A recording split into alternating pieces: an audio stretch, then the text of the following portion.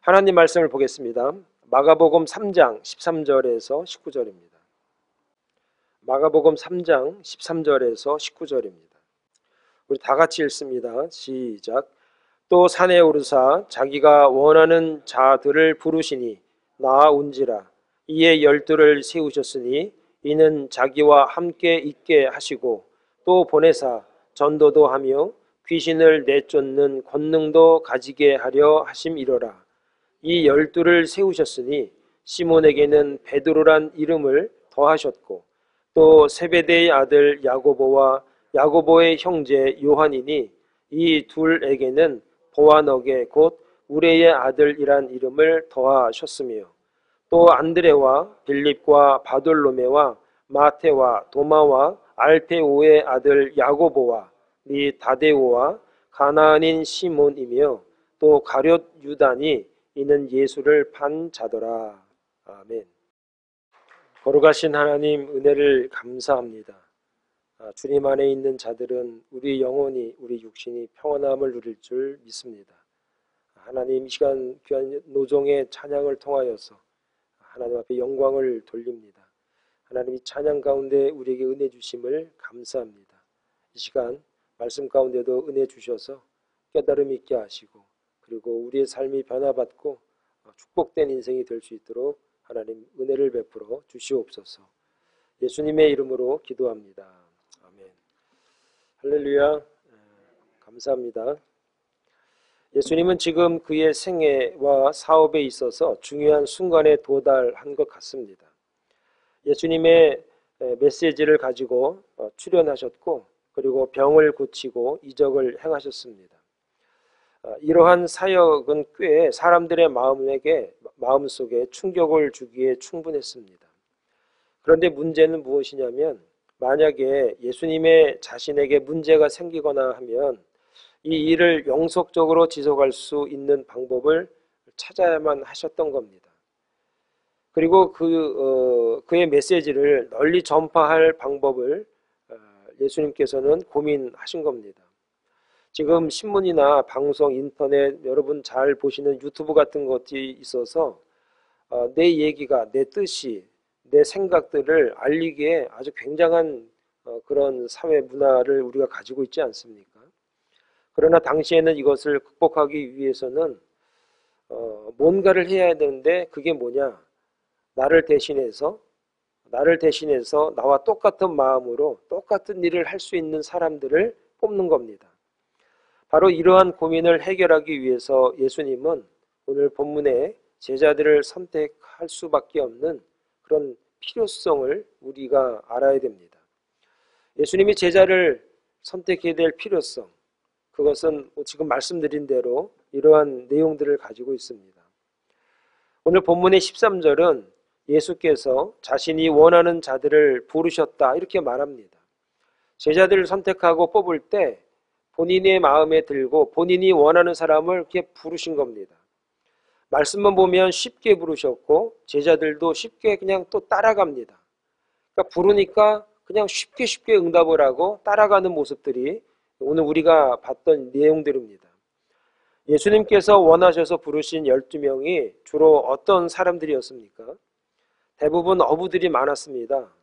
어부들이 많았다는 것은 지역적인 특징을 생각하면 흔한 사람들이라는 겁니다. 갈릴리 지역이니까 배도 많고 어부들이 많았으니까 사실은 확률적으로 어부들이 걸리는 것이 그게 더 맞는 거죠.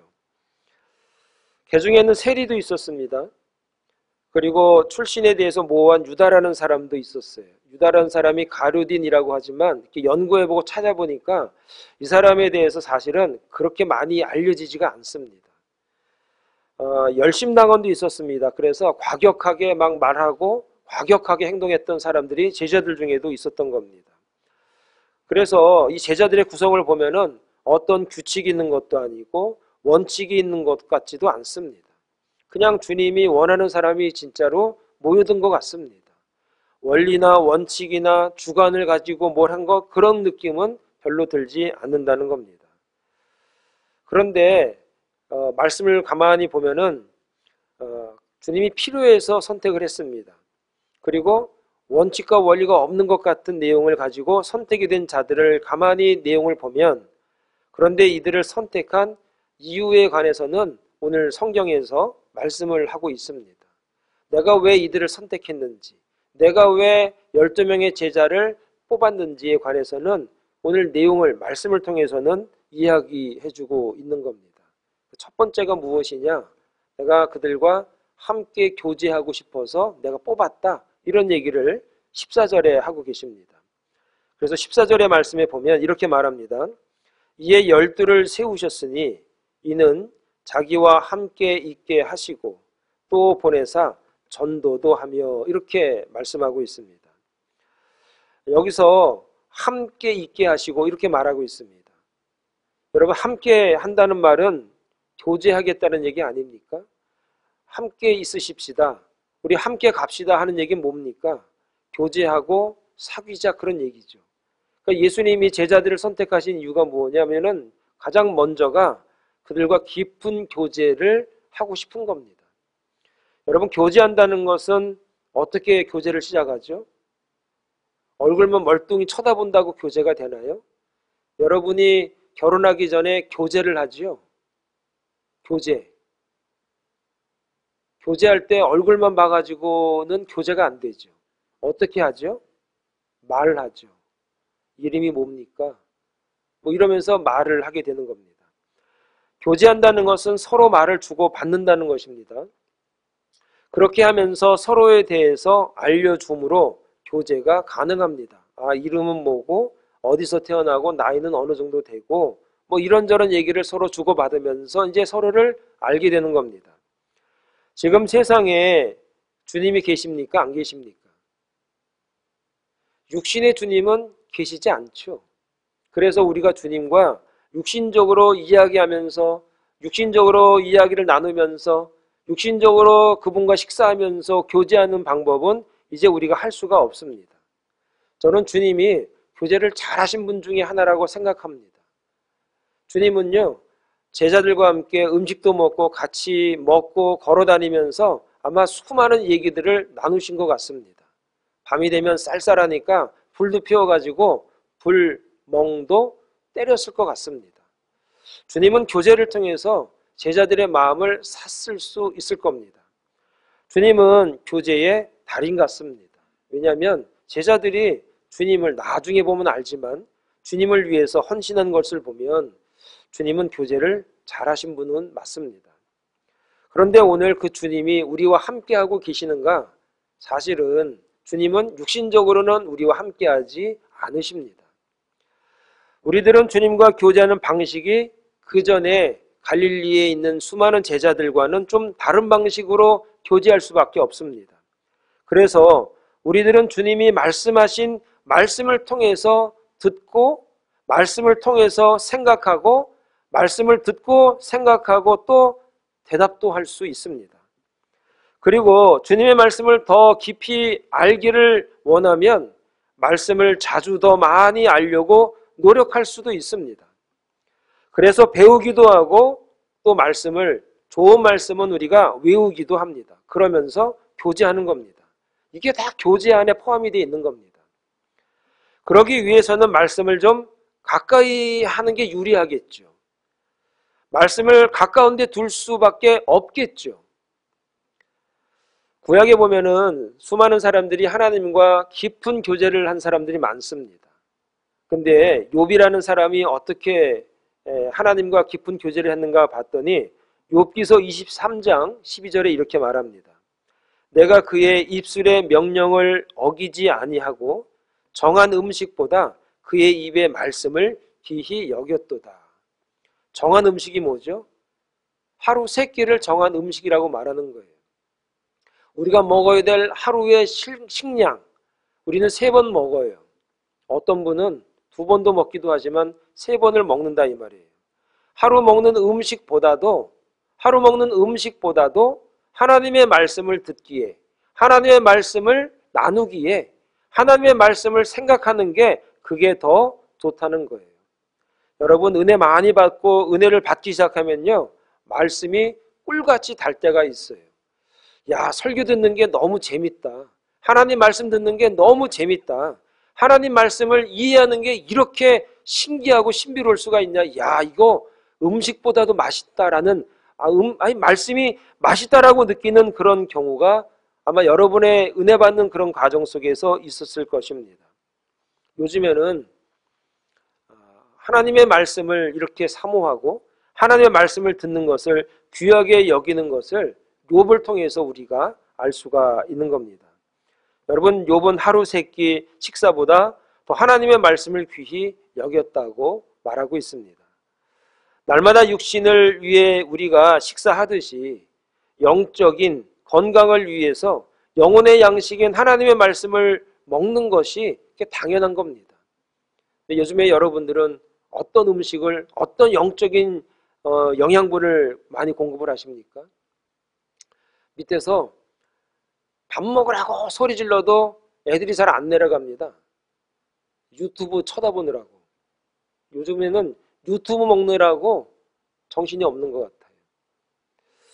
같아요. 이처럼 오늘 우리에게 24시간 중에서 얼마나 말씀을 통하여서 주님과 교제하고 있는가를 한번 돌아봐야 됩니다. 우리는 주님의 음성을 듣기 위해서 얼마나 말씀을 가까이 하고 있는가.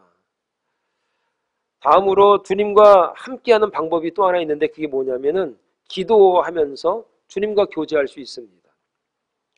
기도로 주님과 교제할 수 있는데 우리는 기도를 갖다가 뭐라고 말하냐면 영혼의 호흡이다 이렇게 말하기도 하고 하나님과 대화한다 이렇게 이야기합니다. 그러니까 기도는 무엇이냐면은 그냥 내가 주문 외우는 것이 아니라 하나님과 영적인 호흡을 하는 겁니다. 하나님과 이야기하는 것이 기도라 이렇게 우리가 다 알고 있습니다. 우리가 대화로 사람과 교제하듯이 기도함으로 하나님과 교제를 할 수가 있는 겁니다. 이렇게 하나님의 말씀인 성경을 알고 기도하면 주님과 깊은 교제가 쉽고 유익한 교제가 가능하다는 겁니다. 오늘 저와 여러분들이 하나님과 깊은 교감, 깊은 교제가 있어야 합니다. 그게 사는 길입니다. 그게 오늘 우리가 사실은 건강해지는 비결입니다. 그러기 위해서 얼마나 하나님의 말씀을 가까이 하고 계십니까? 그리고 하나님 앞에 얼마나 많이 기도하고 계시는가를 우리 스스로가 물어야 됩니다. 내가 하나님의 말씀에 노출되기보다 하나님의 기도 가운데 있기보다 세상에 너무나 많이 노출되거나 세상의 이야기거리에 너무나 많은 시간들을 노출하고 있지는 않는가를 고민하셔야 된다는 겁니다. 그래서 하나님과 깊은 교제를 주님이 원하셔서 주님이 저와 여러분들을 선택하셨습니다. 그래서 저와 여러분들을 성도라 하지 않습니까? 성도라고 하는 것은 거룩한 사람들이라는 겁니다. 하나님은 저와 여러분들과 거룩한 교제를 원하십니다. 그래서 건강한 삶을 살기를 바라십니다. 그러기 위해서는 저와 여러분들이 하나님의 말씀 앞에 기도하면서 정말 깊은 교제가 있기를 간절히 부탁을 드리겠습니다. 두 번째는 하나님이 12명의 제자를 왜 선택하셨는가? 보내기 위해서라 이렇게 14절에 말합니다. 다시 한번 제가 읽어드리면 이에 12를 세우셨으니 이는 자기와 함께 있게 하시고 또 보내사 전도도 하며 이렇게 말합니다. 예수님은 제자들을 자신의 대리자로 삼기를 원하셨습니다. 대리라는 게 무엇이냐면 자신을 대신해서 이야기해 주기를 바라는 사람을 대리자 이렇게 말하는 겁니다. 하나님을 대신해서 이야기하는 사람들이 선지자, 선견자 이렇게 옛날에 불렀습니다. 예수님은 자신을 대신해서 자기를 대신해서 이야기해 주고 자기를 대리해서 하나님의 나라를 말해주는 사람들을 원했는데 그들을 사도라 이렇게 말하는 겁니다. 그래서 사도라는 의미는 무슨 의미냐면은 보냄을 받은 자라라고 해서 아포스톨로스 이렇게 말하고 있습니다. 그러니까 보냄을 받았는데 누구에게 보냄을 받았느냐? 예수님으로부터 보냄을 받았다는 겁니다. 뭐 하라고? 예수님에 대해서 이야기하라는 겁니다. 전도가 무엇이냐면은 예수님에 관해서 이야기하는 게 전도인 겁니다. 왜 저와 여러분들이 전도하면은 힘들어하고 부담스러워하는가? 교회에 끌고 와야 되니까 힘들어하는 겁니다. 교회에 데리고 와서 앉혀야 되니까 그게 부담이 되는 겁니다. 데리고 오자니 밥도 먹여야 될 것 같고 미리 선물도 사줘야 될 것 같고 가가지고 별 아양을 다 떨어야 될 것 같으니까 그게 부담이 되는 겁니다. 그런데 전도라고 하는 게 무엇이냐면은 주님에 관해서 이야기해 주는 겁니다. 주님에 관해서 말해 주는 겁니다. 주님이 하나님의 나라를 이야기하듯이 우리가 주님을 통해서 주님을 대신해서 주님에 관한 이야기를 하는 겁니다. 그게 전도인 겁니다. 그러면 이제 전도가 좀 쉬워지지 않겠습니까? 가서 주님에 관해서 이야기하는 겁니다. 이번 주에 들었던 설교 말씀 가운데 나에게 마음에 와닿은 얘기가 있으면 그 얘기 한 토막을 가지고 이야기해 주는 게 그게 전도라는 겁니다. 여러분, 오늘 우리가 주님이 우리를 부르셨습니다. 우리를 성도로 부르셨고 주님이 우리를 제자를 부르셨듯이 우리를 불러서 이렇게 교회에 이렇게 있게 된 겁니다. 우리를 왜 부르셨는가? 보내려고. 뭐하러 보내셨는가? 전도하기 위해서. 나에 대해서 한마디라도 두마디라도 이야기해 주기를 바라는 마음으로 나를 대신해서 하나님의 나라를 이야기해 주는 마음을 가지고 보내신 것이 바로 주님의 마음이셨습니다. 그런데 주님이 보낼 때 어떻게 하셨는가? 걱정이 되셨던 것 같습니다. 그래서 15절에 보니까 이렇게 말씀하십니다. 귀신을 내쫓는 권능도 가지게 하려 하심이로라. 권능을 더하셔서 보내주신 겁니다. 권능이란 무엇이냐면 하나님의 말씀을 이야기할 때 주님의 일을 대신할 때 나타나는 능력이 권능인 겁니다. 그런데 권능이라고 하는 것을 오해할 때 어떤 것이냐면 가만히 있어도 뭔가 묘수를 보이고 요술을 부리고 신한 일을 보이는 것을 갖다가 권능으로 착각하는 경우가 많습니다. 여러분, 모세가 이스라엘 백성들을 이끌고 애굽 출애굽을 했습니다. 그리고 홍해 앞에 섰습니다. 근데 홍해 앞에 섰는데 홍해 앞에 섰을 때 이스라엘 백성들이 두려워했습니다. 야, 이제 우리가 물에 빠져서 이제 물귀신 되는구나. 이제 홍해 물에 다 빠져가지고 이제 여기서 우리가 다 끝장나는구나. 잠잠하라. 가만히 있어. 말하지 마라. 하나님이 하시는 것을 봐라. 그때 발을 띄어서 물에 댈 때 갈라진 겁니다. 하나님은 보냄을 받은 자들이 주의 복음을 증거할 때 권능을 주시겠다고 말씀하셨습니다. 권능이라고 하는 것은 주님의 일을 할 때에 나타나는 힘과 능력을 갖다가 권능이라고 말하는 겁니다. 주님의 일을 행할 때 그 능력을 자동적으로 나타나게 하셨던 겁니다. 문제는 보내져서 증거해야 주의 권능을 체험하게 되는 겁니다. 그렇다면 우리들의 일이 주님을 드러내기 위한 일이면 주님이 권능을 베풀어 주지 않으시겠습니까?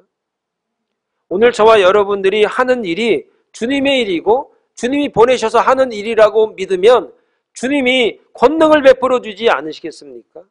내가 공부하는 이 공부가 주님의 영광을 위해서 주님의 일을 위해서 하는 공부라면 하나님이 지혜를 주시는 권능을 베풀어 주시지 않으시겠습니까?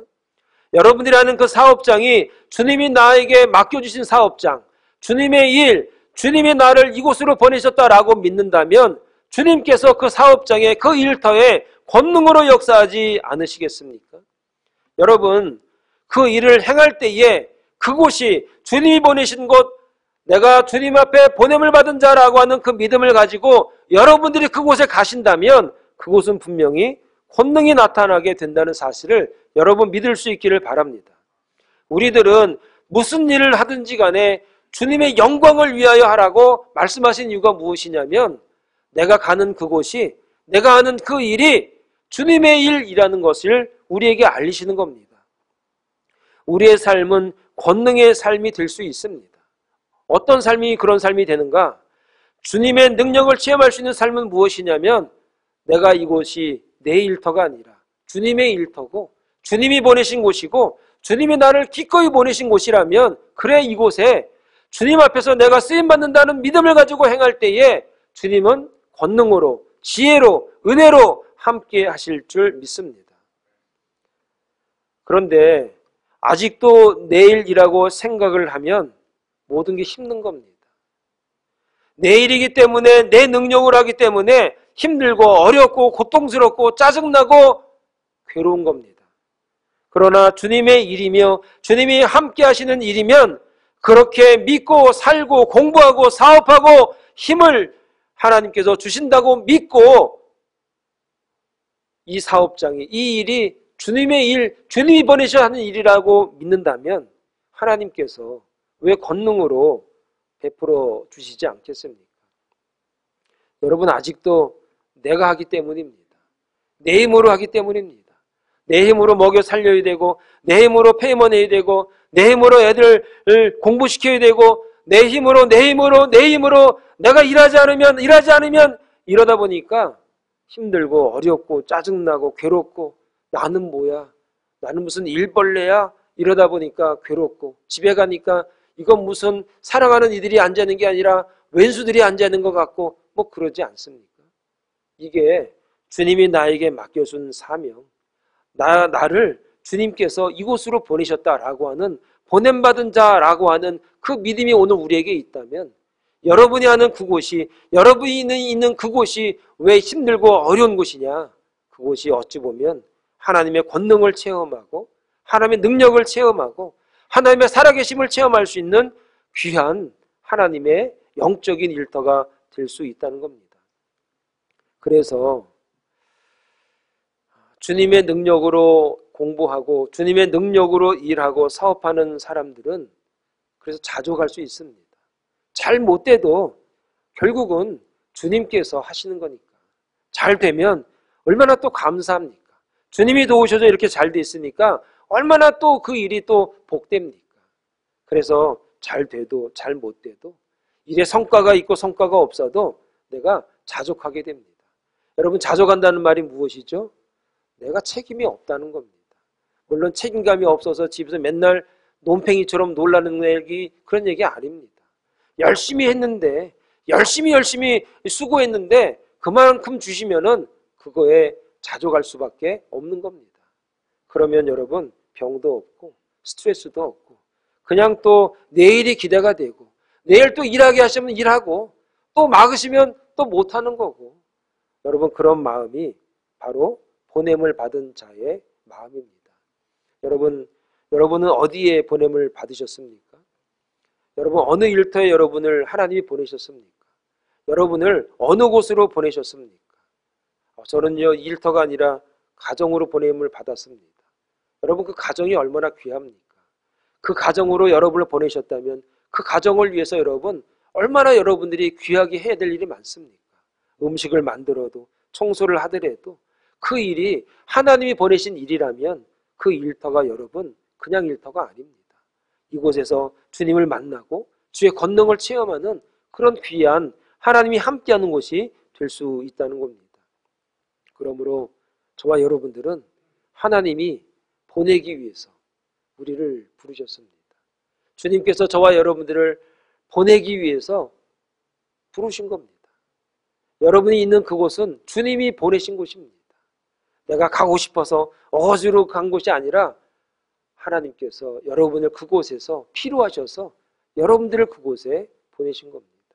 그곳에서 주님의 권능을 체험하시고 그곳에서 주님의 은혜를 체험하시고 주님의 도우심을 체험하는 그런 귀한 삶의 터전들이 다 되시기를 간절히 축원을 드리겠습니다.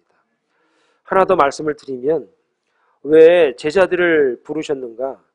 은혜를 가르쳐 주시기 위해서라는 겁니다. 16절부터 말씀을 보면 이런 말이 있습니다. 이 12를 세우셨으니 시몬에게는 베드로란 이름을 더하셨고 17절 말씀입니다. 또 세베대의 아들 야고보와 야고보의 형제 요한이니 이 둘에게는 보아너게 곧 우리의 아들이란 이름을 더하셨으며 18절부터 보면 또 안드레와 빌립과 바돌로메와 마테와 도마와 알페오의 아들 야고보와 및 다데오와 가나안 시몬까지, 그리고 19절에 가룟 유다까지, 이렇게 제자들을 다 소개를 하고 있습니다. 여러분, 예수님은 서두에서도 언급을 좀 해드렸습니다. 예수님은 조급하고 충동적인 시몬이라는 사람을 교회의 반석이라는 뜻으로 베드로란 이름을 더해 주셨습니다. 더했던 얘기는 뭐냐면 이름 하나를 더 준 것이죠. 예수님이 택하시고 불러주신 제자들의 면면을 살펴보면 잘나거나 화려한 경력을 가진 자가 없습니다. 여러분, 베드로, 안드레, 야고보와 요한, 갈릴리 출신 어부들입니다. 흔한, 그 당시에 그 동네에서 그냥 흔한 아저씨들인 겁니다. 마태는 세리였습니다. 그 나머지 제자들도 그냥 그렇습니다. 뭐 특별히 이 사람 뭐 대단하고 경력이 화려하고 그런 게 별로 없고, 성경에 보면 그 사람들에 대해서 그냥 이 정도 선에서 그냥 끝이 납니다. 특별히 야고보와 요한은 성격이 좀 급한, 좀 불같은 성격이 있었던 것 같습니다. 나중에 그래서 우리의 아들이라고 말합니다. 우리의 아들이 뭐죠? 우리의 아들이 뭐예요? 저 번개 맞아 뒤질 놈. 사실은 그 뜻이에요, 이게. 왜 그러냐면은 여러분, 그 어부들이 얼마나 일이 험악합니까? 그러니까 성격이 아주 세겠죠. 좀 예를 들면은 저 부산 분들 다 그런 것 아닙니다. 여기 사라틀 권산이 부산 분이라서 조심스럽습니다. 저 부산이나 울산이나 마산이나 이런 사람들은 말이 되게 셉니다. 근데 대구나 이런 분들은 말이 약간 이렇게 부드럽습니다. 왜냐하면 동네가 세니까, 바다가 세고 그냥 그 어부들이 막 세니까 사투리도 굉장히 셉니다. 근데 이렇게 내륙으로 오다 보면 이렇게 말이 이뻐집니다. 그러니까 이 어부들이니까 얼마나 말이 세겠습니까? 그러니까 나중에 예수님이 우리의 아들이라고 별명을 줘줍니다. 뭐 그런 특징들을 이렇게 말씀 보면 아는 겁니다. 그래서 복음의 일꾼이 되기에는 조금 이게 괜찮은 사람들인가? 평범하단 사람이 아니라 좀 떨어지지 않나 라고 생각이 들 정도로 부족한 분들이 많은 겁니다. 사실 제자들을 면면히 살펴보면 이들은 그냥 조금 부족하고 누가 좀 갖다 쓰기에도 조금 좀 처지지 않냐, 이런 생각을 할 수밖에 없는 겁니다. 여러분, 역사적으로 위대한 스승에게는 그를 따르는 훌륭한 제자들이 있지 않습니까? 플라톤이나 어거스틴에게 훌륭한 선생님들이 있습니다. 그 제자들은 존경하는 스승의 제자가 되기 위해서, 일반적인 얘기를 드리는 겁니다. 존경하는 스승의 제자가 되기 위해서 아주 피나는 노력을 기울인 끝에 아주 극적으로 스승의 제자로 받아들여지는 경우가 일반적입니다. 그런데 주님의 제자들은 정반대 같습니다. 아무런 노력도 준비도 하지 않습니다. 특히 마가의 표현에 의하면은 단지 예수님께서 다니시다가 제자들 하나하나를 그냥 선택하는 모습을 그냥 보여주고 있습니다. 예수님은 지나가시다가 그들이 일하는 현장에서 그를 부르셨다고 마가복음에서 말하고 있는데 몇 가지만 좀 소개합니다. 1장 16절에 보면 갈릴리 해변으로 지나가시다가 시몬과 그 형제 안드레가 바다에 금을 던지는 것을 보시니 그들은 어부라. 누가 봐도 어부라는 얘기입니다. 예수께서 이르시되 나를 따라오라. 내가 너희로 사람을 낚는 어부가 되게 하리라 하시니 곧 그물을 버려두고 따르니라. 그러니까 생각 없이 그냥 간 거예요. 뭔 생각으로 간지 모르겠지만 그냥 따라간 겁니다. 19절에는요 이렇게 말합니다. 조금 더 가시다가, 그러니까 베드로를 데리고 가는 거죠. 안드레하고. 조금 더 가다가 또 어부가 나왔네. 또 뭐라고 말씀하시냐면은 세베대 아들 야고보와 그의 형제 요한을 보시니 그들도 배에 있어 그물을 깁는데 곧 부르시니 그 아버지 세베대를 품꾼들과 함께 배에 버려두고 예수를 따라가니라. 그냥 부르니까 또 따라갑니다. 마가복음 2장 14절에는 또 지나가시다가는 얘기가 뭐죠? 그냥 가도 되는데 지나가다가 쓴 거예요. 알페오의 아들 레위가 세관에 앉아 있는 것을 보시고 그에게 이르시되 나를 따르라 하시니 일어나서 따르니라. 앉아 있다가 하고 그냥 간 겁니다. 여러분, 단 12명뿐이 예수님의 제자가 되기 위해서 피나는 노력을 하고 소위 말해서 새벽 기도를 하거나 산기도, 들기도 등을 오랜 수련 과정을 가지고 마지막 시험을 통과하고 죽을 고비도 좀 넘기고 그렇게 해야 될 것 같은데 성경은 이 12명이 아무것도 한 일이 없습니다.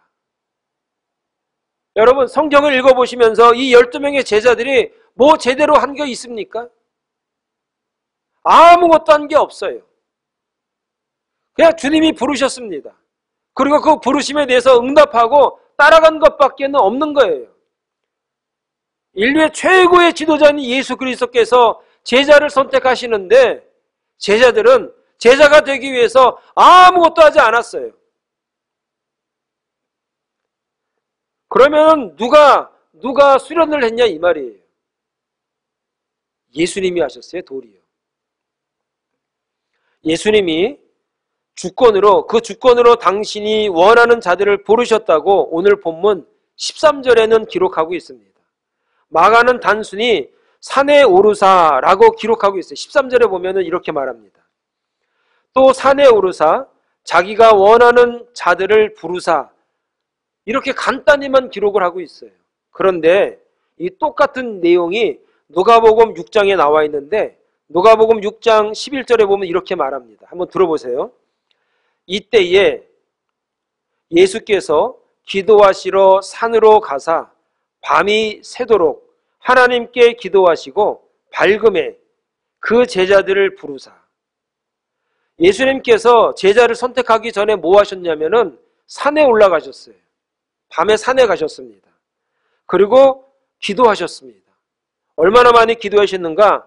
밝음에, 날이 밝을 때까지 기도하셨다는 거예요. 밤새도록 기도하신 겁니다.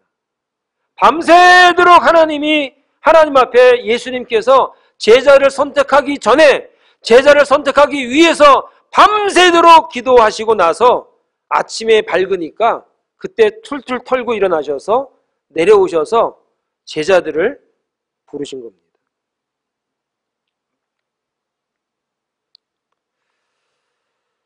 예수님은 기도하시러 산에 가셨고 밤새도록 기도하셨고 그리고 나서 12를 택하신 거예요.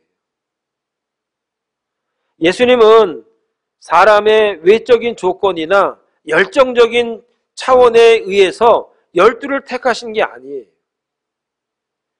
오직 예수님 당신의 권위와 하나님의 뜻과 계획을 따라서 밤이 새도록 기도하신 후에 이들을 그냥 선택하셨어요.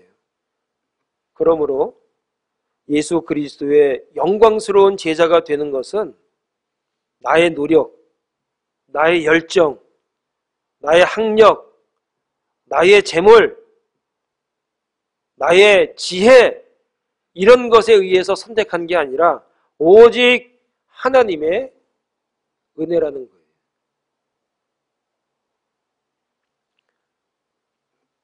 이것을 갖다가 이런 하나님의 내용들을 갖다가 신이 인간을 대하는 방식이라고 해설하는 분이 있더라고요.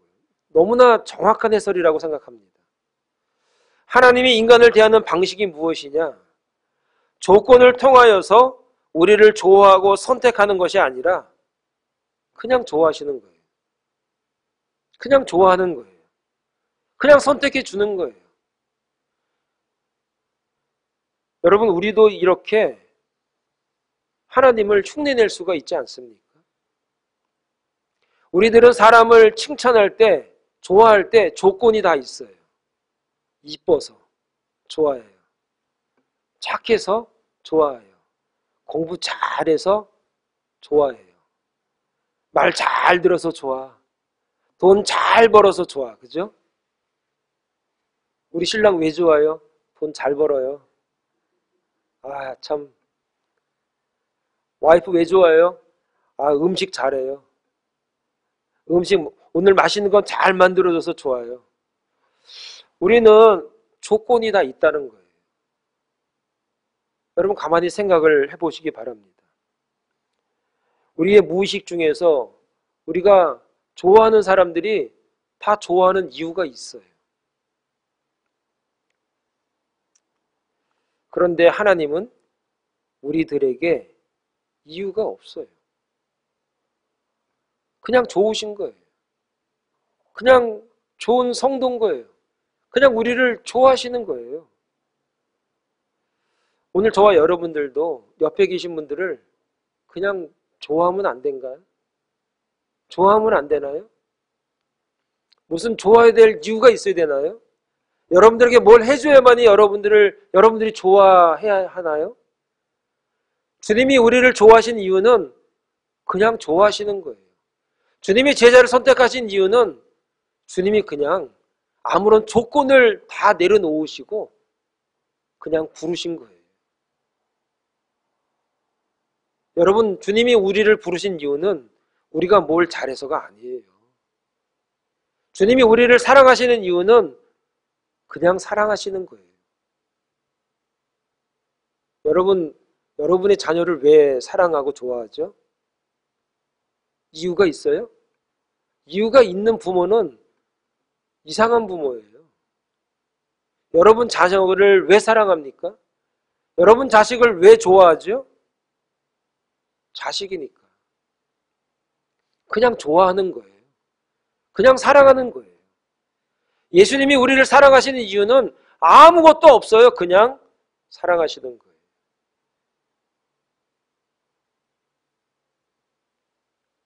암 환자가 요즘에 우리 주변에 암 환자들이 많습니다. 암 환자가 죽을 날을 받고 너무 힘들어서 영등포역에 나갔대요. 이건 고백한 거를 제가 들은 거예요. 암 환자가 언제 이제 뭐 3개월 남았습니다. 뭐 이러잖아요. 6개월 남았습니다. 뭐 1년 남았습니다. 이러지 않습니까? 그러니까 이제 죽을 날을 받아 놓으니까 이게 너무 힘든 거예요. 그래가지고 이 사람이 영등포역을 나가봤대요. 이름은 들어봤나? 영등포? 영등포역을 나가본 거예요. 영등포역을 나갔는데 마침 자기 앞에 어떤 노인이 그 박스떼기를 이렇게 그 한 리어 거를 싣고 이렇게 고무줄을 이렇게 칭칭 매가지고 땀을 뻘뻘 흘리면서 이 목에다가 수건을 하나 매고 땀 닦으면서 이렇게 리어 거를 이렇게 끌고 가시는 거예요. 그 모습을 보고 나서 얼마나 부러운지 몰랐대요. 그 노인네가 너무 부러운 거예요. 이렇게 또 고개를 돌리니까 떡볶이 이렇게 비벼서 파는 아줌마가 있는데 땀을 뻘뻘 흘리면서 이렇게 땀 닦으면서 막 웃으면서 이렇게 퍼주는데 그 모습이 그렇게 아름답고 이쁘더라는 거예요. 예전에는요, 생각도 못한 거죠. 그전에는 왜 저렇게 사나? 저런 인생인가? 했던 거죠.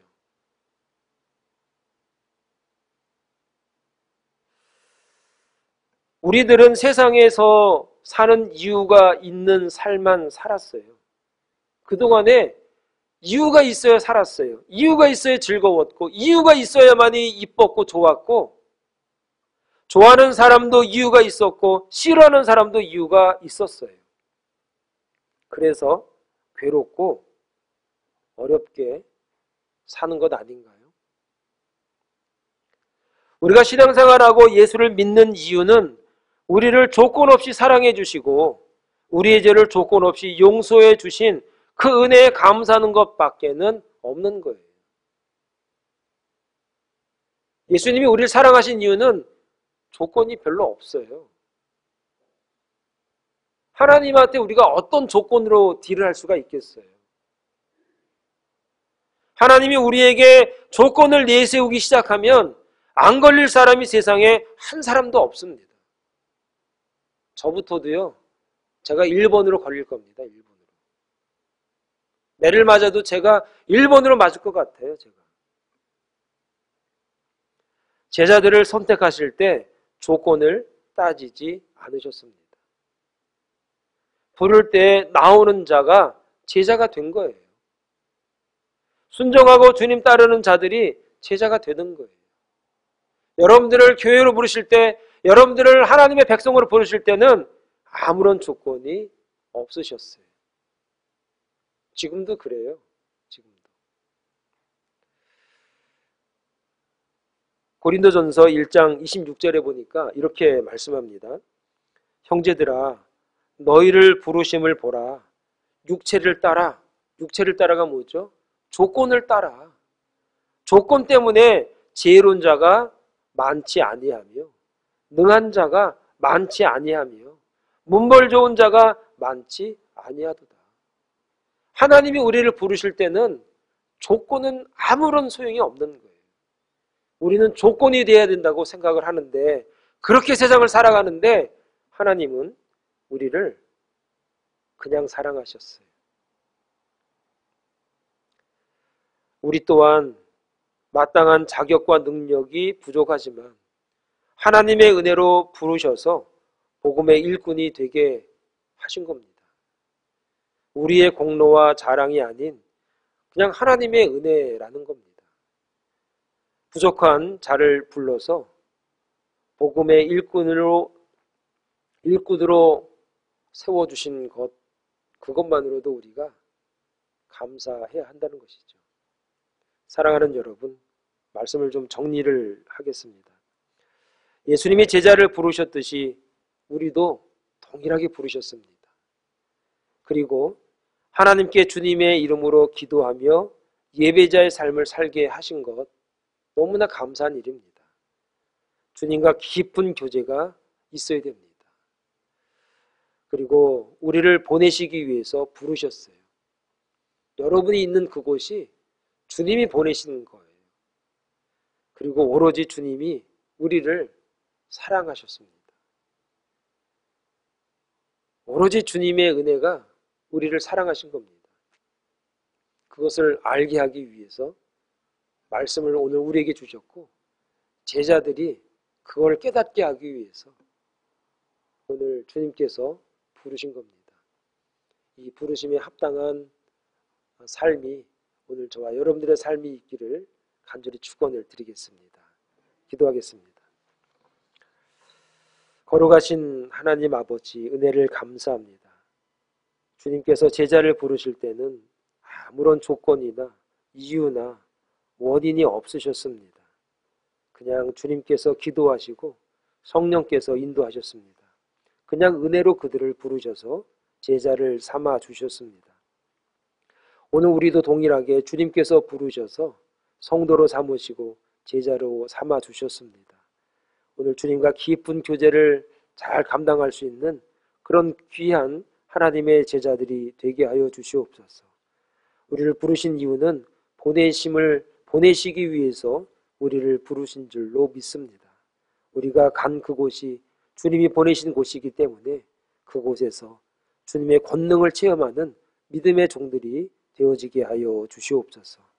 아무런 조건 없이 우리를 부르셔서 주님의 은혜와 하나님의 은혜를 깨닫게 하셨사오니 그 은혜에 감사함으로 우리가 보내신 그곳에 주님의 영광을 드러내는 믿음의 삶을 살아가게 하여 주시옵소서. 예수님의 이름으로 기도합니다. 아멘, 아멘.